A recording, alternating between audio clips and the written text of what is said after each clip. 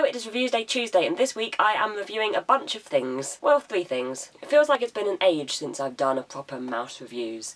It's probably only been a month or so. Today I am reviewing a game, a TV show, and some chocolate. Firstly, I am going to review Dragon Age Inquisition. I've talked about this game on my channel before, a few times, maybe, but now I have finished it, I want to talk about it a little bit more. So this is an action role-playing game. It is the sequel to Dragon Age Origins and Dragon Age 2, both of which I haven't played, but will probably end up playing, I imagine. The player character is the Inquisitor, who you customise, who is trying to bring peace and seal the breach, which is unleashing demons into the world. They form a band of followers called the Inquisition, who help the Inquisitor to defeat Corypheus, who opened the breach in the first place. It took me a little over 80 hours to finish this game. I was playing as an Inquisitor called Malelwe, who is a warrior elf. Look at her, isn't she wonderful? I became so attached to my Inquisitor through the course of this game. It's a very large, vast world. There is a lot to see and do. I'm going to play this game again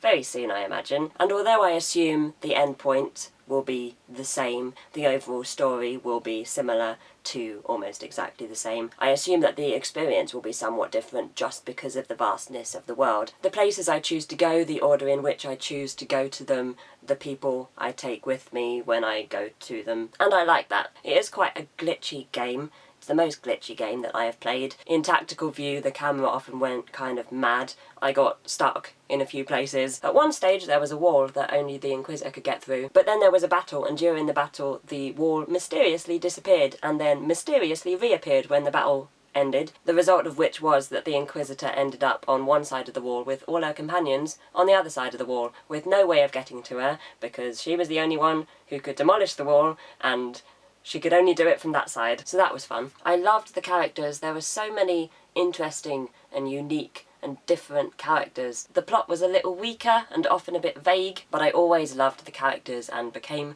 quite attached to them, especially the Inquisitor. So yeah, I really enjoyed this game. I'd recommend it. It was a lot of fun. It was a little glitchy, but the characters and the world and the story was easily enough to make up for it. I will give Dragon Age Inquisition on the PlayStation 4 4.5 out of 5. Next, I am going to review Fargo Season 2, which I finished last night. It's a black comedy drama. The first series was set in 2006 and it starred Martin Freeman and Billy Bob Thornton. The second series was set in 1979. The Blomquists in Minnesota, Ed and Peggy, cover up a hit and run and end up stuck in the middle of a war between Kansas City and the Gerhardt family in Fargo. Also stuck in the middle are the police, mainly Lou Solverson, who is the main character to return from Season 1. It took me a while to get into the second series. It didn't grip me as immediately as Season 1 did, and there were a lot of characters, including quite a few members of the same family, so it took me a while to be able to distinguish them. Although I don't think it's too much of a spoiler with Fargo to say that it got easier as the story progressed. As the cast diminished, so did my confusion. It's just as imaginative and different as the first series. The story is told in so many different ways. Split screen is used to great effect. Episode 9 has some great narration from a surprised person. There are twists and turns and plenty of surprises in the plot. There are some great performances, but especially by Kirsten Dunst as Peggy. Peggy was a fantastic character, but Kirsten Dunst's portrayal of her was brilliant. Her performance was a revelation. I was so impressed. It was a good show. I'm really happy that I enjoyed it as much as Season 1.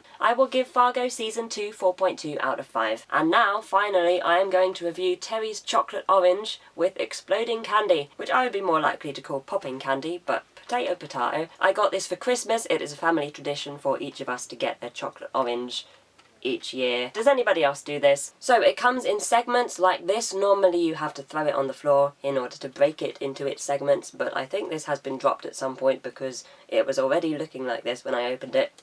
It's just orange flavoured chocolate, and this particular one has popping candy in it, which I can hear now. Terry's isn't my favourite chocolate. I'm much more of a Cadbury's Dairy Milk person, but I do like this, and I'm also a fan of popping candy, so the combination is quite good. Also, it's not too much popping candy. It's a good amount. Good. I'll give it 3.6 out of 5. In hindsight, maybe I shouldn't have left it on this shelf above this radiator while I talked about Dragon Age and Fargo for a while. What could you do? So, those are my reviews for this week. Next week, it will be a Quiet as Mouse book club again, and I will be reviewing Moby Dick. My next video will probably be Phone Friday. It probably won't be on Friday. I hope you have a great day, I hope you have a great week, and I will see you soon.